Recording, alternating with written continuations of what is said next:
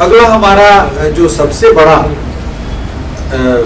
जो कार्रवाई है वो है स्पीडी ट्रायल। स्पीडी ट्रायल मतलब त्वरित विचारण। त्वरित विचारण एक फंडामेंटल राइट है किसी भी व्यक्ति का जिसके साथ अपराध हुआ है, जो विक्टिम है और इवन जो एक्यूज है, दोनों का ही फंडामेंटल राइट है, मौलिक अधिकार है। एक्यूज को यदि जल्द से जल्द ट्रायल हो जाएगा, यदि दोष मुक्ति हो जाती है, एक्विटल हो जाता है, तो जल्द कम से कम समय में एक्यूज का चाहे एक्विटल हो या सजा हो, यदि आदेश पारित हो या सजा है तो जल्द से जल्द सजा मिल जाएगी, तो विक्टिम की संतुष्टि मिलती है।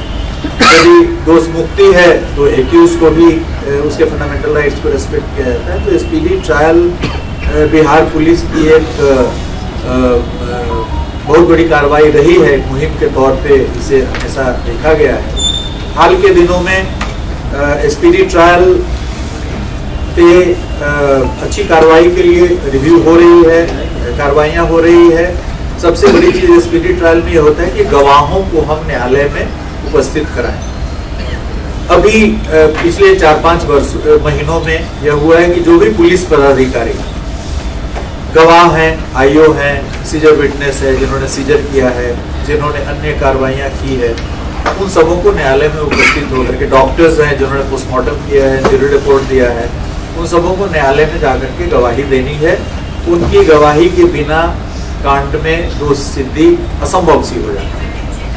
प्राइवेट विटनेसेस को भी लाना पुलिस का कर्तव्य है। प्राइवेट विटनेसेस को भी भारी संख्या में इधर 4-5 महीनों में उनको समन्स का तामिला करा करके उनको न्यायालय में उपस्थित कराया गया है। पिछले साल की उस अवधि के अपेक्षा लगभग दोगुनी संख्या में प्राइवेट विटनेसेस को भी उपस्थित कराया गया, उनकी गवाही हुई है। पुलिस पदाधिकारियों को गवाही देने की संख्या में भी काफी वृद्धि हुई है। अभी 2 दिन पहले की बात है, बगहा में एक मर्डर केस काफी दिनों से पेंडिंग था। कदम कुआं थाना प्रभारी को गवाही के लिए जाना कि नहीं जा रहे थे, सूचना मिली, हम लोगों ने स्वयं पाठ किया और वो गवाही दिए है और 5 दिन के अंदर में उसमें आजीवन कारावास की सजा बगहा में भी 2-3 दिन पहले पारित की गई। तो पुलिस पदाधिकारियों के, डॉक्टर्स की गवाही में ससमय नहीं जाने के कारण भी न्यायालय के द्वारा जल्द से जल्द सजा नहीं हो पाती है और मामला काफी लंबे समय तक लिंगर करता है। अभी हाल में हम लोग का यह पूरा प्रयास है कि प्राइवेट विटनेसेस हो या गवर्नमेंट विटनेसेस हो, इनको ज्यादा से ज्यादा संख्या में हम लोग उपस्थित कराएं न्यायालय में इनकी गवाही हो, तो ऑटोमेटिकली आने वाले दिनों में सजा की संख्या में वृद्धि होगी। ये मुहिम काफी अभी तेज चल रही है, क्योंकि शुरू में इनर्सिया रहता है, धीरे धीरे पुलिस पदाधिकारी जा रहे हैं। जिन पुलिस पदाधिकारी के द्वारा मान लीजिए पहली बार आपको गवाही का समन मिला, हो सकता है आप किसी ऐसे कार्य में व्यस्त हो, किसी ऐसे कांड के उद्भेदन में व्यस्त हो, राज्य से बाहर गए हुए हो, छापामारी वगैरह में, you may not be able to present yourself before the court. But दोबारा यदि समन आ गया तो आपको हमेशा तो इमरजेंसी रहेगा नहीं, दोबारा यू मस्ट गो। यदि दूसरे बार भी आप नहीं गए हैं तो उनका वेतन धारित करने का आदेश निर्गत है। बहुत सारे पुलिस पदाधिकारियों को वेतन धारित हुआ है, उसके बाद गवाही का सर्टिफिकेट देंगे तभी उनको वेतन मुक्त किया जाएगा। तो इन सभी चीजों के कारण गवाहों की संख्या में वृद्धि हुई है। पुलिस पदाधिकारियों के विटनेस के तौर पे न्यायालय में जाकर के गवाही देने की संख्या में भी वृद्धि हुई है, डॉक्टर्स की संख्या में भी वृद्धि हुई है। और हम लोग इसको डिजिटल बनाने के लिए पहले भी मुहिम चलाई गई थी 2007-8 में। points.nic.in एक हम लोग आईओ का डेटाबेस था। आईओ कहाँ है, पोस्टेड रिटायर हो गया है तो उसका गृह पता क्या है, ताकि वहाँ पे समन भेजा जा सके उनकी गवाही के लिए। वो वेबसाइट अभी न्यायालय के द्वारा मेंटेन किया जाता था, 4-5 साल से वो कार्यरत नहीं है।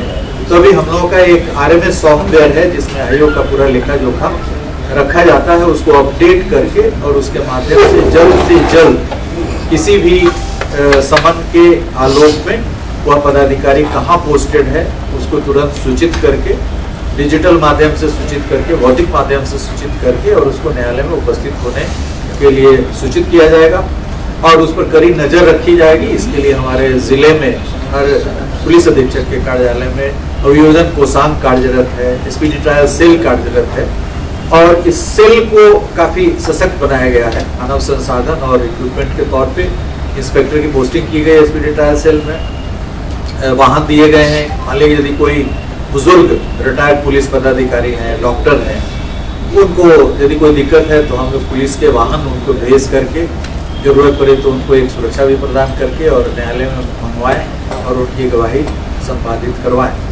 तो जो काफ़ी सारी गतिविधियां थी जो आवश्यक थी गवाह को न्यायालय में उपस्थित करवाने के लिए, उन सभी चीज़ों पर भी काफ़ी ध्यान दिया जा रहा है और इसके पॉजिटिव धनात्मक प्रतिफल हमको कुछ दृष्टिगोचर हो भी रहे हैं।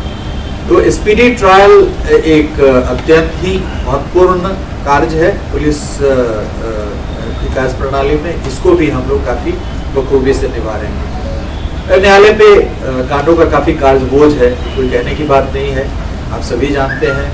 इसलिए फास्ट ट्रैक कोर्ट्स जो वर्ष 2000 से 2011 के बीच में जितने सारे जिले थे उन सभी जिलों में 5 की संख्या में फास्ट ट्रैक कोर्ट गठित किए गए थे। केंद्र सरकार की एक योजना थी, सेंट्रल स्पॉन्सर्ड स्कीम था और उस दौरान 2000 से 2011 में स्पीडी ट्रायल्स में जो संख्या आई थी उसमें फास्ट ट्रैक कोर्ट का भी बहुत बड़ा योगदान था। तो हम लोग भी एक प्रस्ताव सरकार के विचाराधीन भेज रहे हैं जिसमें अनुरोध करेंगे कि जो हमारे बड़े जिले हैं, ए कैटेगरी के बड़े जिले हैं, पी मीडियम साइज के जिले हैं और सी छोटे जिले हैं, वहाँ पे 5, 3, 2, 1 की संख्या में depending on the number of cases pending, serious cases pending, ये special courts, fast track courts जो रिटायर्ड जजेस हैं, एडिशनल डिस्ट्रिक्ट जजेस हैं, उस रैंक के पदाधिकारी को जो सिर्फ ट्रायल ही देखेंगे, उनको कोई सिविल डिस्प्यूट्स का मामला नहीं देखना पड़ेगा, बेल नहीं देखना पड़ेगा, वो पूरी तरीके से जो सेशंस ट्राइब्यूनल केसेस हैं, सत्र द्वारा विचारित जो कांड है उस तरह के कांडों को देखेंगे। तो इससे हमारे विचारण में गति आएगी। तो इस दृष्टिकोण से भी हम लोग प्रस्ताव राज्य सरकार के यहाँ भेज रहे हैं ताकि फास्ट ट्रैक कोर्ट हमें हर जिले में मिल जाए, जिसमें सिर्फ हम लोग जो गंभीर कांड है हमारे हत्या, डकैती, अपहरण, बलात्कार के लिए पॉक्सो कोर्ट ऑलरेडी कार्यरत है। आर्म्स एक्ट के भी केस काफी प्रतिवेदित हो रहे हैं, करीब 5000 से अधिक केस साल भर में आर्म्स एक्ट के प्रतिवेदित हो रहे हैं।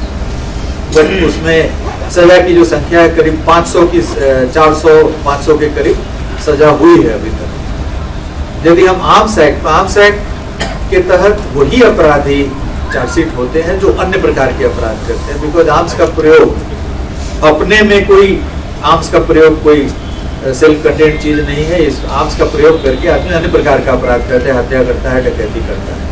तो डकैती हत्या कांडों में विचारण में हो सकता है कि समय लगे, क्योंकि सेशंस ट्राइब्यूनल केसेस होता है। आर्म्स एक्ट के केस मजिस्ट्रेट ट्राइब्यूनल होते हैं जिसमें जल्द से जल्द हम लोग सजा करा सकते हैं।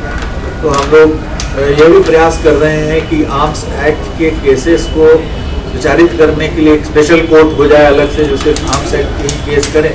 तो इन सभी चीज़ों पर विचार मंथन चल रहा है कि ट्रायल को किस तरीके से सुदृढ़ किया जाए और जल्द से जल्द अपराधियों को कैसे सजा दिलाई जाए। और जो अपराधी बाहर हैं उनका सत्यापन भी किया जा रहा है कि वो कहाँ हैं, क्या कर रहे हैं। उनका डिजिटल डोसियर तैयार किया गया है अपराधियों का, उन पर निगरानी रखी जा रही है, डिजिटल सर्विलांस के आधार पे भौतिक रूप से भी रखी जा रही है। यदि वो बेल पर हैं और फिर अपराध करते हैं तो उनके बेल बॉन्ड कैंसिल करने के लिए, फॉरफिट करने के लिए उनका जो सिक्योरिटी है, प्रतिभूति है, उसके लिए भी निर्देश दिए गए हैं, कार्रवाइयाँ की जा रही हैं। तो अपराध कर्मियों पर चतुर्दिक प्रहार करने के लिए हम लोग जितने सारे लीगल प्रावधान है उसको हम लोग अख्तियार कर रहे हैं। जीरो टॉलरेंस की नीति पर भ्रष्टाचार भी हम लोग प्रयास करें। जो पुलिस के अंदर भ्रष्टाचार है, पुलिस के बाहर भी हैं, उस पर भी कार्रवाइयाँ हो रही है। सभी एजेंसी काफ़ी सक्रिय रूप से कार्यरत है। बाकी हमारे जो प्रभाग के बढ़िया पुलिस पदाधिकारी हैं निरंतर रूप से प्रेस के साथ रूबरू होंगे और जो भी पुलिस की कार्रवाइयाँ हो रही है उसके बारे में आपको लगातार अवगत कराते रहेंगे। हमारे करीब 14 से अधिक प्रभाग हैं, तो विभिन्न प्रभागों के एडिशनल डीजी रैंक के जो पदाधिकारी हैं वो आपसे भविष्य में सप्ताह में कम से कम 2 बार हम लोगों ने निर्णय लिया है